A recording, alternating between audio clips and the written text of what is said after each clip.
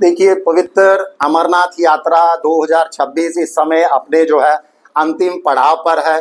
और सरकारी आंकड़ा और श्राइन बोर्ड का भी जो डाटा है उसके अनुसार लगभग 5 लाख श्रद्धालु, यानी प्रतिकूल मौसम और कई प्राकृतिक बाधाओं के बावजूद जो है लगभग 5 लाख श्रद्धालुओं को दिव्य दर्शनों का जो है वो सौभाग्य भी प्राप्त हो चुका है।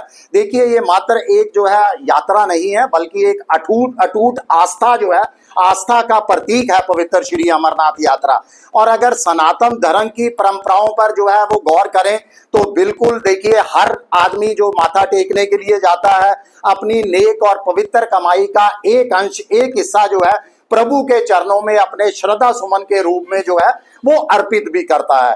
और हाल ही के अंदर जो हिंदू धार्मिक स्थलों पर वित्तीय अनियमितताओं का जो है वो हमारे सामने कई घटनाएं जो है घटी हैं। अयोध्या के प्रभु श्री राम मंदिर में चंदा चोरी का मामला हो, या श्री माता वैष्णो देवी दरबार के अंदर चांदी की शुद्धता को लेकर जो है वो सवाल खड़े होने के कारण जो है कहीं ना कहीं हमें भी जो है अब चिंता सताने लगी है, क्योंकि श्री अमरनाथ यात्रा पर भी जो है वो करोड़ों की आय होती है।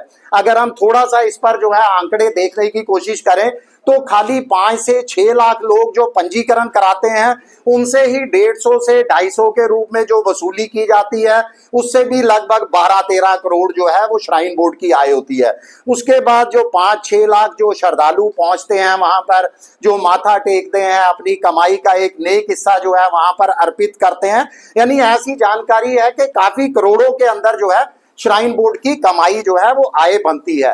तो श्राइन बोर्ड, जहां तक हमारी सनातनों की आस्था के साथ भी जो है ये यात्रा काफी हद तक जुड़ी हुई है, तो इस पर किसी तरह की उंगली ना उठाई जाए, किसी तरह का जो है संशय ना बने। तो आज शिवसेना की श्री अमरनाथ श्राइन बोर्ड से सीधी और स्पीक मांग है कि आपके पास जो आय और व्यय होती है उस पर पूरी पारदर्शिता लाई जाए, उसको सार्वजनिक किया जाए। क्योंकि जो चढ़ावा आता है वो किसी व्यक्ति की, किसी संस्था की या किसी बोर्ड की अपनी जो है निजी जागीर नहीं है, वो करोड़ों सनातनियों का जो है वो संयुक्त चढ़ावा है, संयुक्त पैसा है, संयुक्त जो है उनकी संपत्ति है। तो इस पर पूरी तरह से पारदर्शिता लाई जाए। श्राइन बोर्ड तत्काल जो है पिछले 10 सालों का आय और व्यय का जो है उस पर एक श्वेत पत्र जारी करे। देखिए, इसके साथ साथ हमने देखा है कि श्राइन बोर्ड लगातार जो है यात्रा अवधि को बढ़ाता जा रहा है। हमारा मानना है कि यात्रा अवधि पर पुनः विचार करने की जो है बहुत जल्द जरूरत है।